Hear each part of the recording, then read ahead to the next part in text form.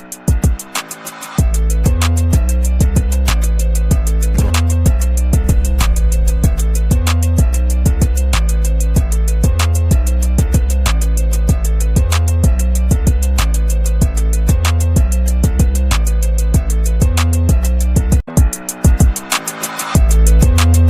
welcome to another exciting episode of the Andre The Beast Crayton Show with my celebrity co-host from the new podcast, Change the Narrative, the one, the only, Miss Marion Rivera. What's up, baby girl?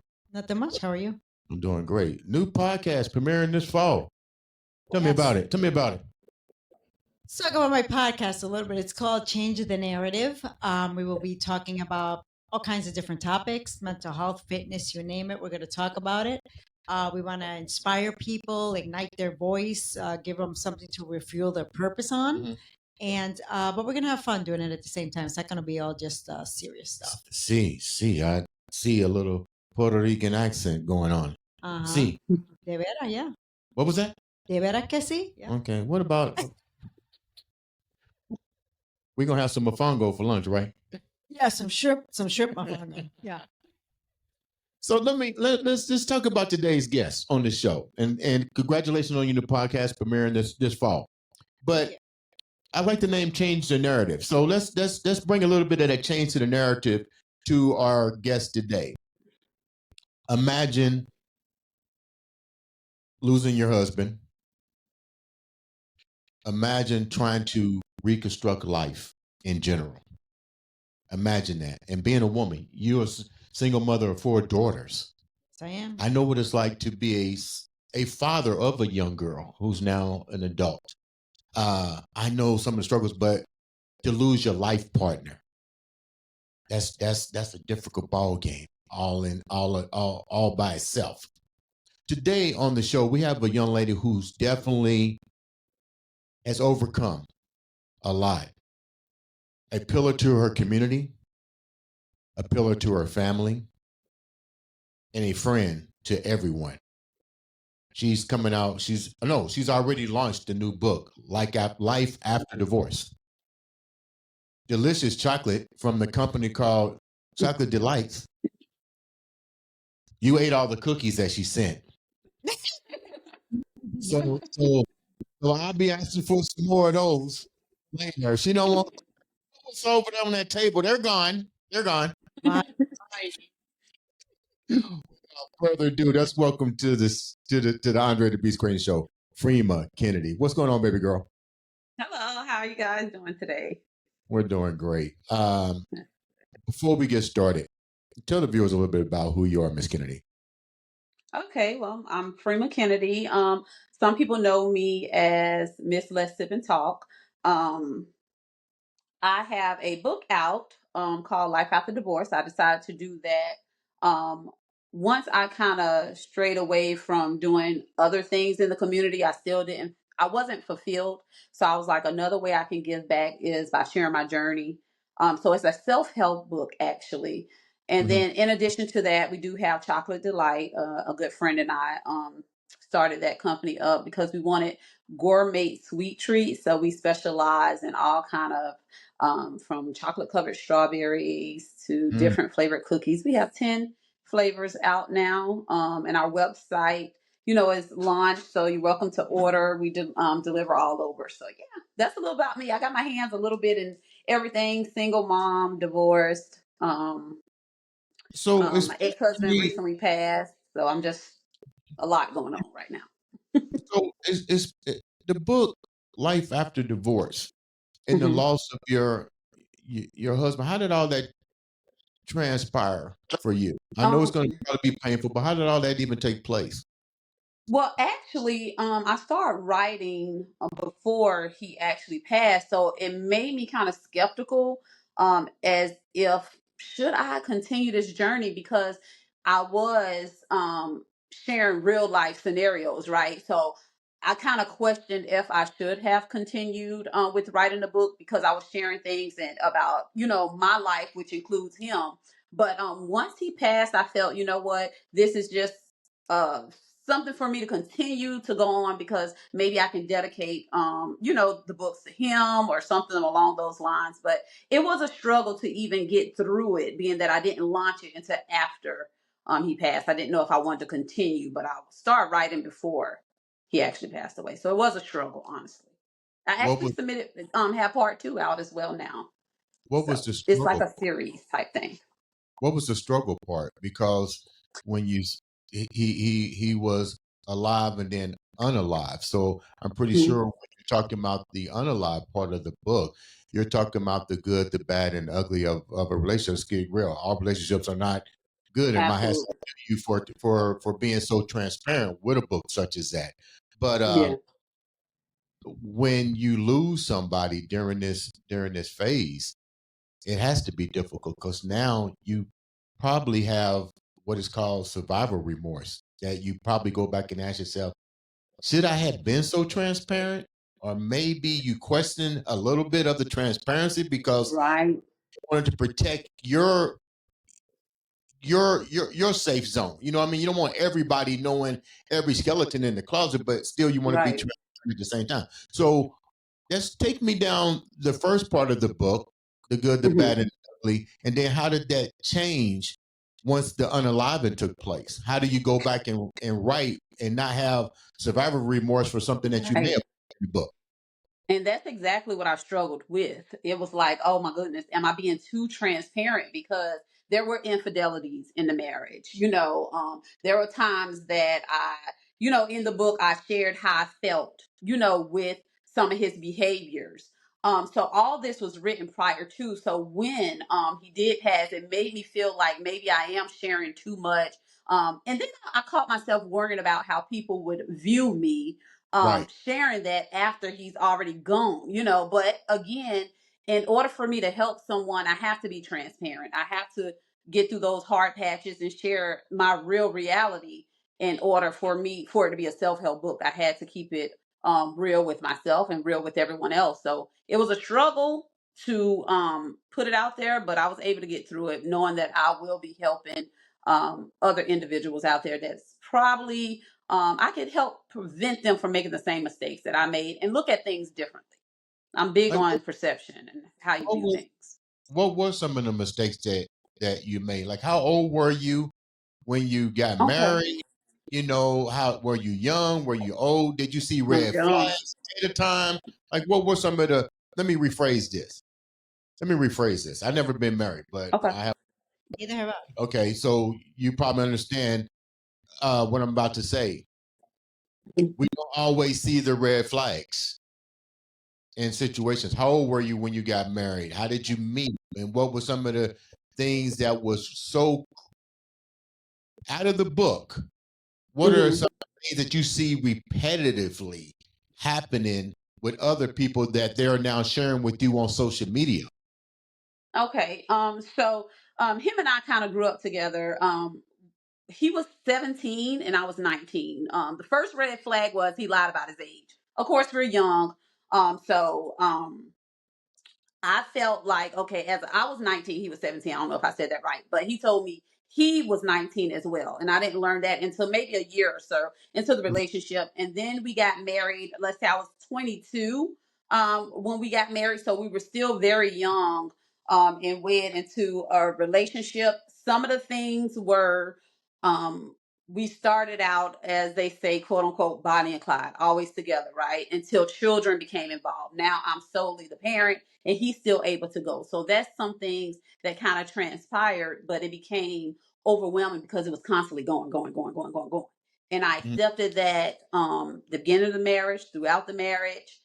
So now when people reach out to me, some of the things I try to share and what I notice is just because you get married does not mean that stuff will stop. So if you see it already transpiring in the beginning, try to work through it or just don't get married if you know that's going to eventually be a deal breaker.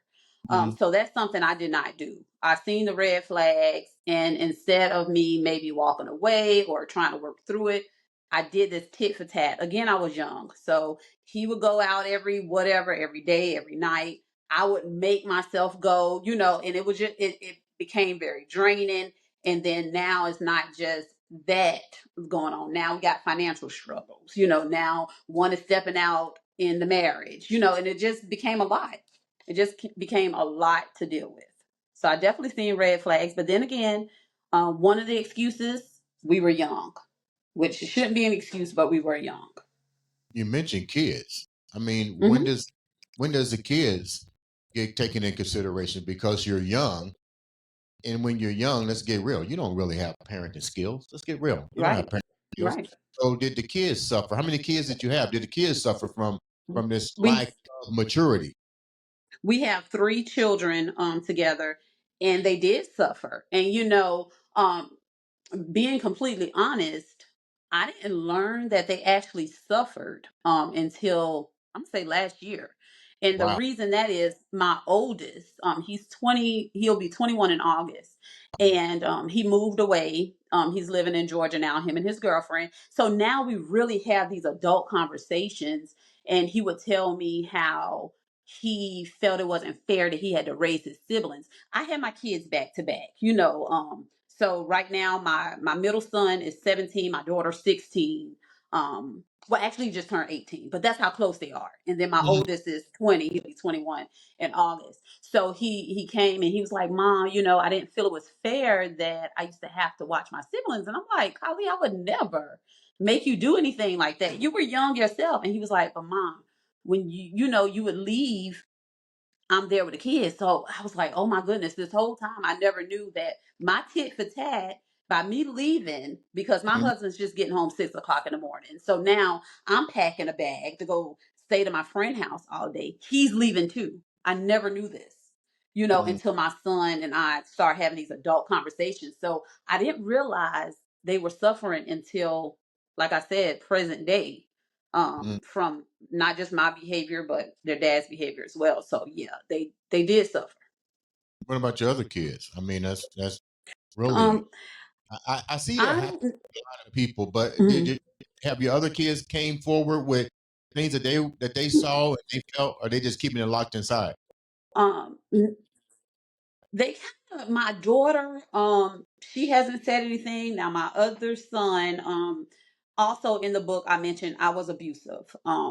So he did mention, I never did it in front of the kids. However, they could hear, and they always, I didn't know they thought it was dad hitting me. And that's just stereotypical. You always think it's the man that's fighting the woman, but I had to be honest. No, it was mom fighting dad. Your dad never hit me, but that I know played a part on them and everything as well. So I'm just thankful that they finally brought things up, which maybe I should have.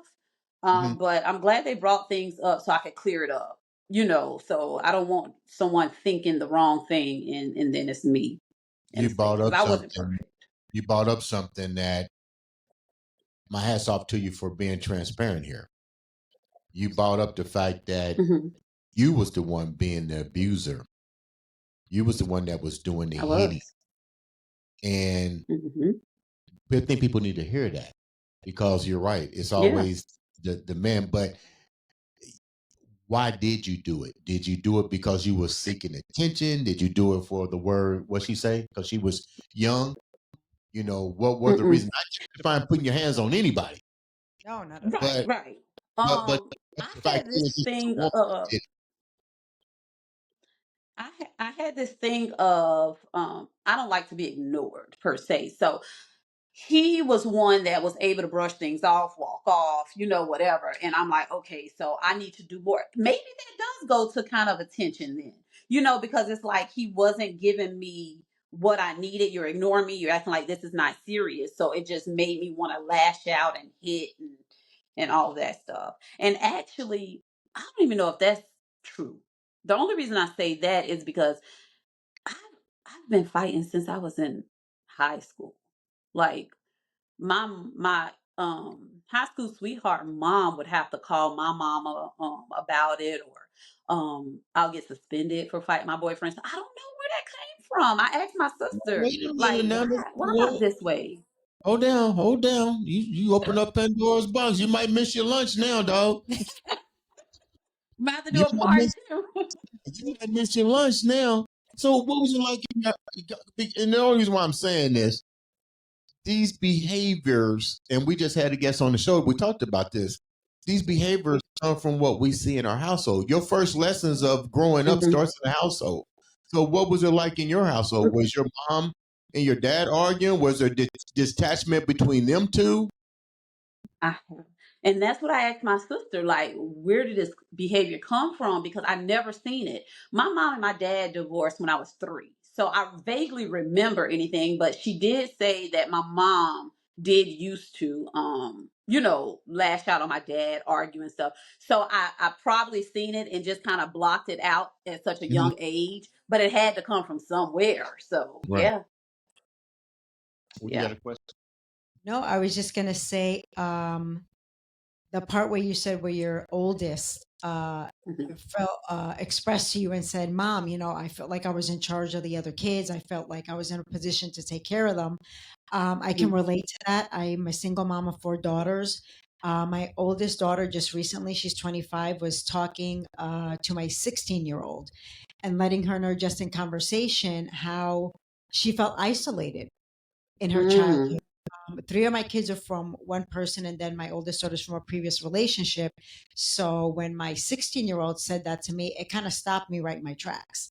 And Mhm. I didn't realize that she felt that way, or I guess I wasn't really paying attention to how she Right. was feeling, maybe as she was growing up, because there were so many kids in the household. But I wanted to say thank you for saying that. As soon as you You're said that, I welcome. immediately thought of my oldest daughter. So So Yeah. what do you do It now?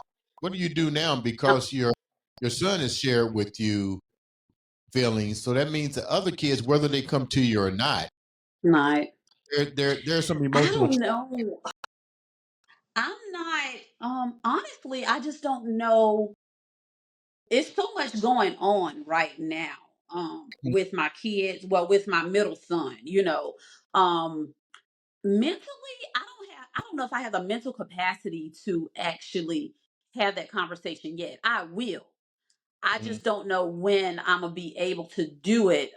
Being that we're battling so much other stuff right now. Like I'll give you just an example. My daughter, my son was a senior. He just graduated May 24th. My daughter was being bullied, picked on, or whatever, by 2 boys. And as I'm not going to say any mom, but I do know majority of parents would say, hey, because they go to the same schools. Hey, son, you know what you have to do. Not thinking about the repercussions, the consequences, the things that you're going to lose in reacting this way. So one thing we learned from it, and I'll go back to what it was. One thing we learned is don't be impulsive, right? We have to take a step back and think, regardless of whatever the situation is. But I immediately told him, come on, T, your sister's being bullied by 2 boys. You know what you have to do. And in turn, that made him lose his senior trip that was already paid for. That made him not walk. They expelled him, but they did let him graduate school. So in addition to that happening in May, then their father died in April. He made another bad decision. I'm not gonna say another. He made a bad decision later on in May that I just actually got a call at 11:50 before it was time for me to come on. I actually have to go get an attorney for Mm. him. So now it's like mentally I'm not prepared to hear anything else. So I don't know Mhm. when I would have that conversation or ask them, just to clarify things. I'm just not ready yet. I can't I do was it. getting ready to ask you, how was your mental health? Because your husband just recently passed. Yeah. You're starting a company. You got a company. You got to finish Hmm. the book. Your children are now becoming transparent. Where's in other words, you can't be I mentally missed helping anyone if you're crashing. that. Does that make But sense? So see, what do I you do don't know. for yourself? I always been the one, like my friends say I'm the strong friend. I don't know how I get that title, but I think I may internalize things. However, I always take time for me.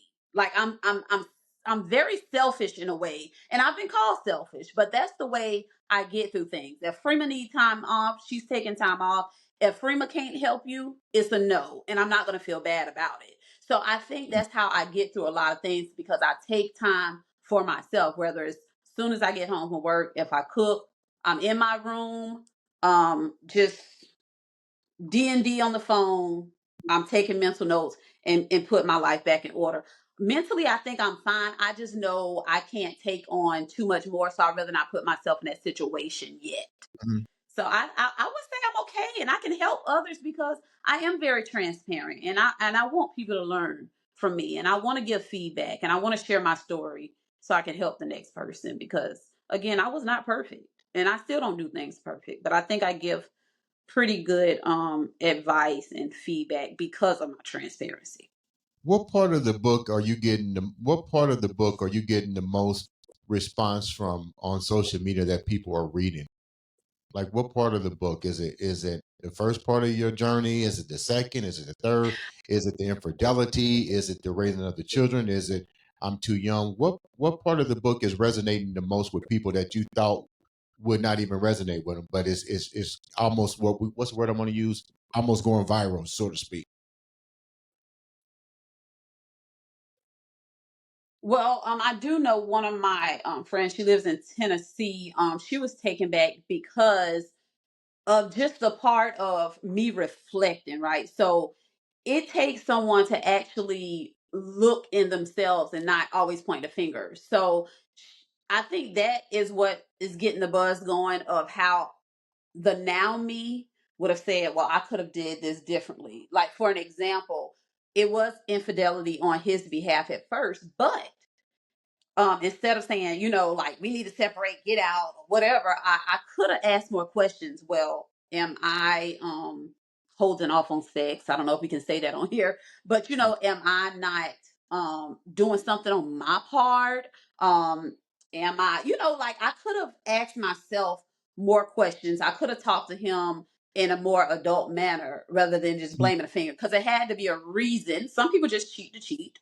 But 9 times out of 10, you cheat because you're missing something. So I could have, asked a little more questions. And that's what I talk about. That's what I put in the book. And that's what's getting the most buzz, is how I actually reflect on now, what I could have did differently.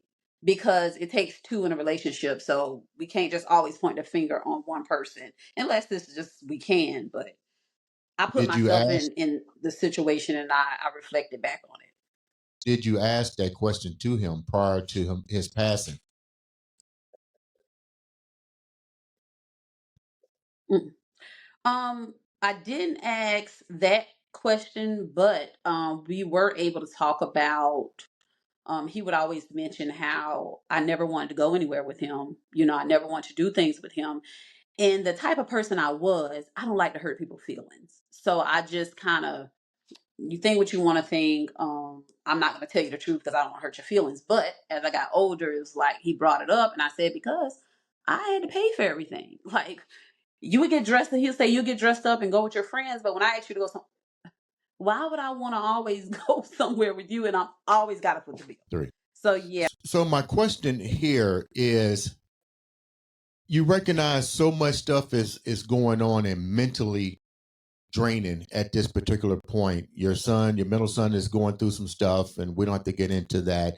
Your oldest son is now revealing his displeased with growing up and so forth. You lost the passing of your husband. How do you regroup? How do you now keep your mental state where it needs to be? Because let's call it like it is. You've been known as the Rock Yeah. with everybody you know. And let me finish this so this makes sense. Even Superman has a weakness. It's called kryptonite. Eventually you're gonna have to either recognize that you might need to, let's call it what it is. You might have to get checked yourself to make sure you can continue to help other people. Have you even thought about Right. that? To be even more powerful No, in view of your book. What do you think about that? I never thought about it actually. I don't know. Until I now. just keep it moving. I just keep going. I still have to keep going though. I can't stop. What do you think? There's no room to stop. I got a daughter. I got my two boys that's growing up. I have to keep going. Yeah, but how do you keep yourself? Listen, one thing I learned, What's that? is that I never felt I dealt with depression. I never felt I dealt with any of that mental stuff, right? Until one day I was reading something about, I think it's called silent depression. I'm not sure. And they Mhm. said, like you'll cry in the shower or you'll cry, you don't let people see you do it. And I'm like, holy crap, this whole time, this is what I've been doing, because I don't allow people to see me in that vulnerability. I'll do it in the shower. Like when my ex-husband passed, I actually was in New Orleans living my life up. So when I got the call, I couldn't register it. Mhm. But when I got back, um, I didn't let my kids see me hurt, and that bothered them. Again, my oldest is vocal now, so he was like, "Mom, you act like you don't care. You act like." And I'm thinking like I care. I just feel like I have to be strong for you guys because if I'm crying and carrying on, how good am I to you guys? Y'all need to be able to let it out. I got to be able to hug you. Y'all got to be on my shoulder. So I cry in the shower. But I that's didn't what know I that was a problem until I read that. that's what I mean. And you just validated exactly what I just was sharing with you. Mm-hmm. When are you going to take accountability Yeah, to register that is a problem? You can't carry the world on your shoulder and hide in the shower that is a problem. and cry because now what you consider not a real issue, so to speak, your kids do see as an issue because now they're already labeling you as Absolutely. emotionally unconcerned, so to speak. Unavailable. Right. Yeah. What are you planning to do Nonchalant. I get that a lot. what are you prepared to do about that? Because now people are bringing all this to your attention. This is another piece of luggage that you're going to have to deal with Right. yourself to be even more better going into your second book. Right. That's very true. I have no answer to that right now. I'm not prepared to do anything about it at this moment. And I know it sounds like wow, but I'm just at this moment, I don't know how I would address it, how I would change it, aside from getting therapy. But as of right now, I honestly don't have an answer. You're getting ready to launch, to get ready to start focusing on part two of this book, this journey, this teaching course. Hmm. What are some of the key issues before we wrap up that you're going to be focusing on with the next part of this teaching course, the book Life After Divorce? Because I went kind of back in the beginning of the marriage, the next one is focusing on having things in order. Because I was not financially stable within my marriage. So I need people to understand, regardless, and some people may take this and some people may not, but regardless of being married or not, as an individual, you still have to be stable. And I just feel like a lot of us, we shouldn't think that way in a marriage, but you never know what the future holds. So that's what I'm focusing on in part two, is making sure that you love you, not just finances, but everywhere around, that you have your life in order as well. So that's what part two is about. Let's talk about the business real quick. Hmm. The chocolate delights. Hmm. Was there a sense of urgency for you when creating this business? Because you mentioned something earlier. You mentioned the reason you didn't go out and do things because you had to pay for everything. Hmm. Was the need to be financially stable the reason for creating your business so you don't have to worry about depending on nobody? Or what was the whole perception with creating this and why? What well, with chocolate, and then when I mentioned before about not going, that was years that that was like 20 years ago. But Okay. with this business, it's just that, because like I said, it's a friend and I, and she always bakes, she always cooks, and I always was more on the marketing and promotional side. So honestly, we were just kind of talking one day, and I'm like, girl, your stuff is so great, and she like, and you do great at this, and we just decided to do it. We honestly didn't sit down and say, we didn't plan it out for months. It was just something we felt at that moment that needed to be done. And we've been doing it ever since, from pop-up shops, from getting a website created. And it's been 2 years now. So it wasn't a sense of urgency. It's just something I seen at the moment, and we just kind of went with it. How do you feel about it? How do you feel about We it now? balance each other Because out. how do you feel about everything now? You got a book, you rebranded it, so to speak, into more of an educational piece. You got congratulations, year 2 with your chocolate delights business. I mean, what's the purpose now for you? What's the purpose? Everything is happening so quickly. I know that's a big hypothesis to Yeah. answer at a particular point, but what do you think your purpose is right now? You're creating people are becoming more transparent with you in your life. What's your purpose at this point? I think my purpose at this point is just to continue to be transparent, to put myself out there, whether it's Chocolate Delight helping people come towards my book or vice versa. So I think I have a way of making everything just work hand in hand. So I think my purpose is going to always lead back to me putting something out there for the people. That's just always been me, even in my previous career. I was a mission coordinator. I was always giving back. And that's just something I feel like that's what I'm here for.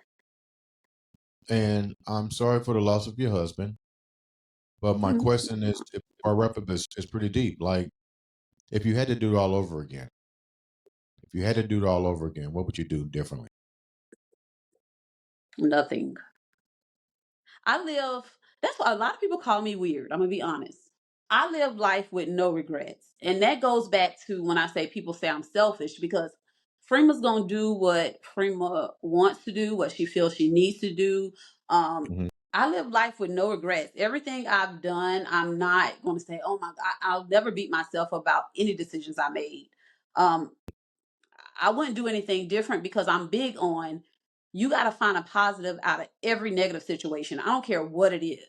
And that's something regard even with my children, with how I'm gonna say I raised them or how we raised them. We're gonna find a positive out of this. You're gonna know, hey, okay, I know I got to do better at raising my children now. Like for an example, my son mentioned with him and his girlfriend, she was like, one thing, and it may sound minor to some people, but he said, one thing we're going to get is a nice kitchen table because we never sat down as a family and ate. So now that makes him say, you know what? That's something I want to do. He said, Mom, she's molded me into becoming a father and a great husband. Hey, she's brought in your life for a reason. We didn't provide that sitting as a family. That's something he want to do. So guess what? He learned from that negative situation of not having that with us. He want to do that now. So I'm always big on whatever decisions you made, you got to find something positive out of it. I wouldn't change anything. Thank you so much for taking time out to come on the show and share such a powerful story of that beast mindset. How can the viewers reach out to you? How can they get the book? And we're definitely going to have you come back when you launch book 2. So how can the viewers reach out to you, find you on your website and so forth? Chocolate Delight is www.chocolatedelight.org. Again, I'm known as Miss Let's Sip and Talk. That's on every platform, or Let's Sip and Talk with Frema. So, actually, if they just Google me, Alan did such a great job branding me in the beginning. So I'm everywhere. So if they just put in Frema Kennedy, they can find me. I'm on every platform. Isn't Alan amazing? He knows everybody. Yeah. In every He state. is. He is. He's like, yeah. I'm gonna start calling him Mr. Communicator. Yeah. Mr. Branding. Mr. Yeah. Like every time you turn around, Alan. Alan is great. Alan, what's the common thread with all these guests? Yeah. Alan. Alan. Mhm. Turn around. Yep. Alan does great. Okay. With that said, let's wrap this up with saying congratulations to you for your new podcast getting ready to air this fall. What's the name of the show again? Change the I wanted to mention to you, Frema, hats off to you. I relate to you on a lot of levels, and it looks like you're actually changing the narrative in your life. So keep doing it, and Absolutely. you're kicking ass. Just so you know, you're kicking ass. With that said, Yeah, thank you. Thank you. with that said, ladies and gentlemen, this has been another exciting episode of the what? Andre the Beast Crayton Mm. show.